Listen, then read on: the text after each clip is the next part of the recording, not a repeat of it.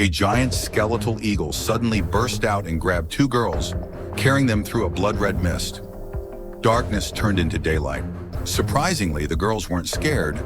Instead, they were a little excited because they knew they were being taken to the school for good and evil. The skeletal eagle flew over towering mountains, and soon, the two academies appeared before them. But something unexpected happened. Agatha was thrown into the school for good, while Sophie, despite her reluctance, was placed in the school for evil. The evil school was filled with foul-smelling gutters and strange people, whereas the good school was completely different. Agatha landed in a garden surrounded by beautiful fairies and elves. However, Agatha didn't want to stay. She only wanted to find Sophie and return home. But before she could act, the school year officially began. It was easy to distinguish between the students. Those from the evil school wore only black, while those from the good school dressed in vibrant colors. The first performance was by a prince from the good school, but before he could begin, a one-eyed giant from the evil school challenged him. The prince, wielding a magical sword, easily knocked the giant back with a single strike. Seeing this, the evil school's teacher enhanced the giant's axe with magic, and they clashed again. However, after a few rounds, the prince tripped the giant, and as the giant fell, his own axe struck him down. The good school claimed yet another victory. Evil had not won in over 200 years. That night, Agatha sneaked out of her dormitory to find Sophie and escape. But unexpectedly, the cupids on the wall came to life. However, these were not the cute cherubs people imagined. One suddenly grew in size and began shooting arrows at Agatha. Forced to flee, she stumbled into a mysterious room. Inside, she discovered a pool of blood slowly gathering on a round table, forming the shape of a person. The words "Stay away from" appeared. Terrified, Agatha rushed to find Sophie and asked the headmaster for permission to leave. However, the headmaster assured them that the school was safe. He also told Sophie that if she could receive true love's kiss, everything would change. Sophie had always wanted to be in the good school, and at her insistence, Agatha agreed to stay. Thus, their journey in the school for good and evil truly began. One day, a girl revealed a fiery dragon tattoo on her neck, and to everyone's shock, the dragon came to life. She controlled the dragon to attack Sophie, but Sophie swatted it away with a book. The girl persisted, sending the dragon at her again, until a swarm of bees broke through the window and surrounded the dragon. No matter how hard it struggled, the bees pinned it down. Just as the girl was about to give up, Sophie shouted, and the bees transformed into a man. He looked at Sophie and simply said, "You did well," before walking away.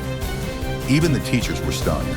This was none other than Raphael, the headmaster's brother and founder of the evil school. His interest in Sophie proved she truly belonged in the evil school. Soon after, the dog-headed guards locked Sophie away. The teachers believed that if Raphael had chosen her, she must be truly evil. To reinforce this, they chopped off her long hair to make her appearance more fitting for the evil school. The next day, the teachers performed a ritual to awaken the students' magical abilities by pricking their fingers with a magical brooch. Sophie, however, underwent a dramatic transformation. Gone was the innocent girl. She now embraced a bold, seductive persona. Dressed in black stockings with heavy makeup and a confident stride, she captivated even the prince of the good school. From then on, Sophie kept reinventing herself, stunning everyone with her ever-changing looks. Over time, she grew closer to the good school's prince, but their romance did not go unnoticed. The school authorities decided to put their love to the test. They would enter the Blue Forest from opposite ends at night, and if they survived until dawn and found each other, their love would be proven true. The Blue Forest was filled with deadly threats.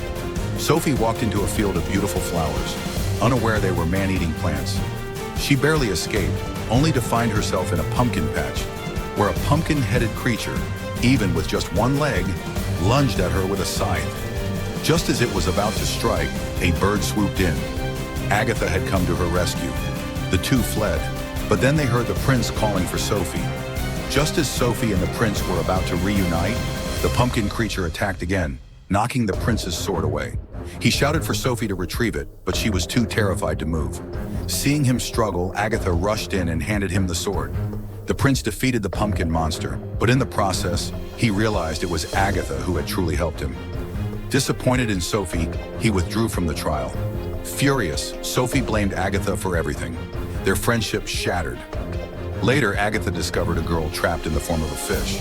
Students who failed 3 times at the academy were transformed into animals. The girl had been a fish for 100 years, but Agatha's kindness and wish freed her. Meanwhile, Sophie, filled with resentment toward Agatha, fell further under Rafal's influence and fully embraced darkness, willingly accepting his blood magic. The next day, Sophie appeared as a grotesque witch. She wanted to continue her relationship with the prince, but he rejected her. Enraged, she transformed the teachers into dolls. The good students, blinded by anger, prepared for war. Agatha tried to stop them, but it was futile. Anticipating this, Sophie had set a trap. If good attacked first, they would become evil. As the battle raged, the students' alignments swapped. Those from good wore black, while evil students donned beautiful attire. Sophie returned to her original appearance, and chaos consumed the academy.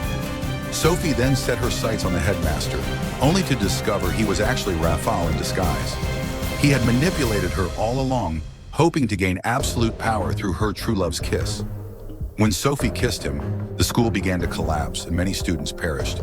Realizing she had been used, Sophie was devastated. Rafal told her that her own deceit and betrayal had left her with no one.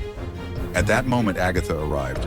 Even after everything, her first instinct was to save her best friend. Sophie finally understood her mistakes and embraced Agatha. As Rafal attacked with his magic quill, Sophie shielded Agatha, sacrificing herself. Rafal, having lost his true love, was destroyed.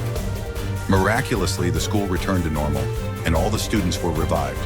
The long-standing enmity between good and evil dissolved.